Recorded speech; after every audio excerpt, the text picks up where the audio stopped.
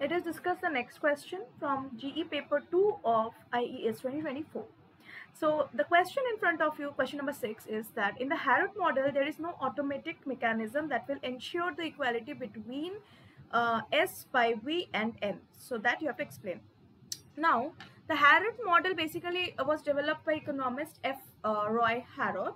Now, it's a key concept in development economics, right? Now, it highlights what importance of savings and investment for economic growth, but also reveals a crucial challenge, that is the potential for instability due to mismatch between three factors. What are the factors? Savings ratio, that is S, okay, that is basically your proportion of national income saved, that is APS, right?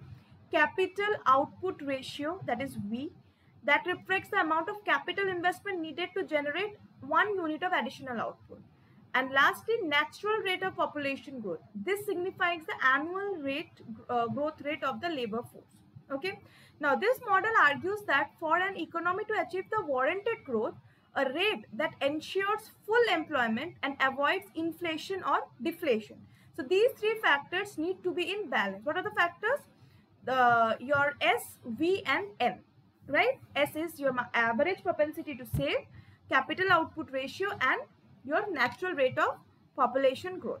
And equilibrium is achieved when the warranted actual and natural growth rate are equal. Okay. Now, in order to understand why this happens, that there is no automatic mechanism that guarantees the equilibrium, it's knife edge equilibrium, right? So once there is instability, it will not guarantee equilibrium. That is, all the three growths are equal. That is not guaranteed. Why? So one is the independent factor, that is the savings ratio is influenced by various factors, like what? So first of all, it is influenced by income level, right? Higher the income, higher is the savings. So S by Y keeps on changing. Cultural preference, etc. So it's not directly tied to capital output ratio, that is V. So S is directly not related to V or your population growth. So similarly, V, that is your capital output ratio, depends on what? Technological advancement and the types of industry present, while your population growth depends on demographics, right? Population growth rate. So these are all independent factors and are not related to each other. Then there is demand versus supply side of the model. Investment is driven by saving, and that creates additional productive capacity, which is the supply side. So the investment side is the demand side, and your production, that is the productive capacity due to investment, is the supply side. Now you have to talk about both the sides. Now demand is also affected by the size of labor force, right? Now there are potential imbalances, that when your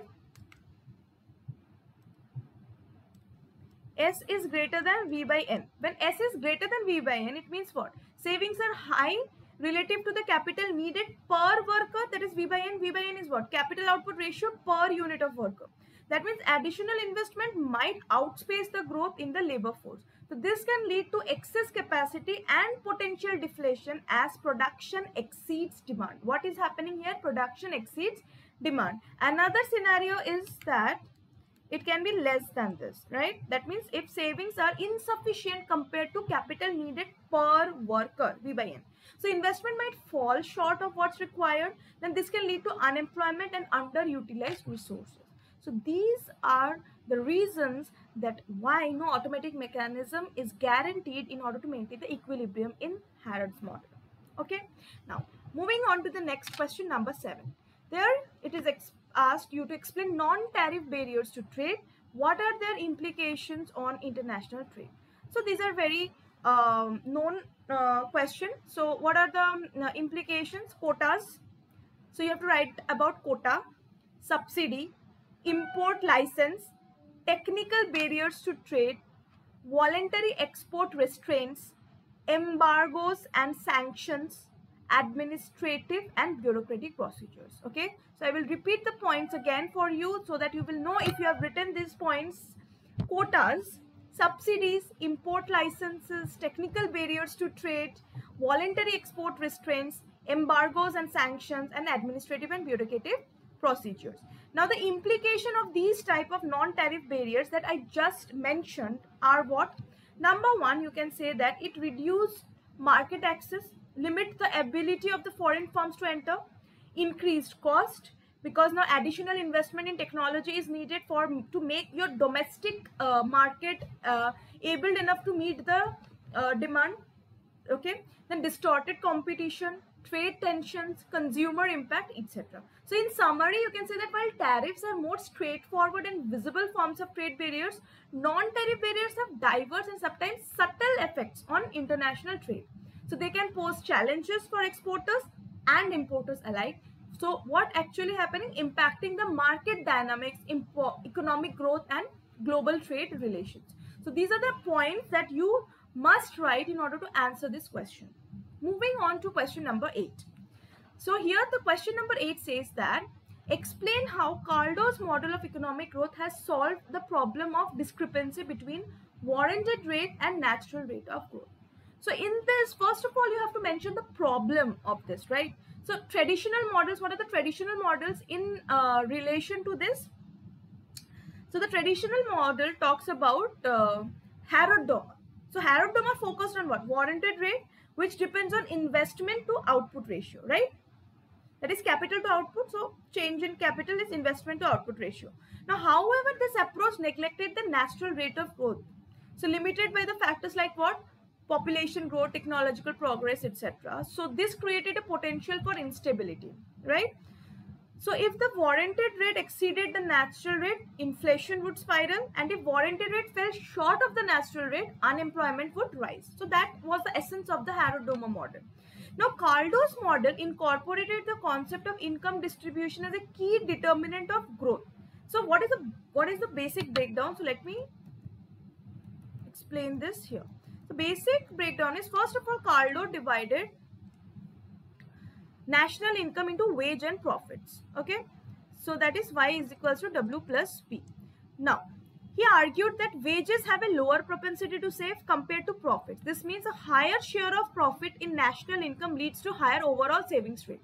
So this is a higher share compared to this. Okay, now Kaldor proposed a technical progress function linking the growth of capital to growth of productivity. So higher investment would lead to increased productivity, potentially pushing the natural rate of growth upwards. Okay, so these are the important points that Kaldor mainly stressed on. Okay, so that is the leverage of this distribution. So what is the leverage of this income distribution? First of all, lower savings. Okay, so people with lower wage tends to save a smaller portion of their income compared to those with higher income, right? And limited investment. So consequently, the overall savings pool shrinks, limiting the resources and available for investment in new capital and technology. Okay, next is the feedback loop. If we talk about the feedback loop, then the points that you should mention are profit sharing scheme. What do you mean by the profit sharing scheme? It means that the companies share a portion of profits with employees, raising their income but not necessarily to the same level as profits. Okay, then technological advancements.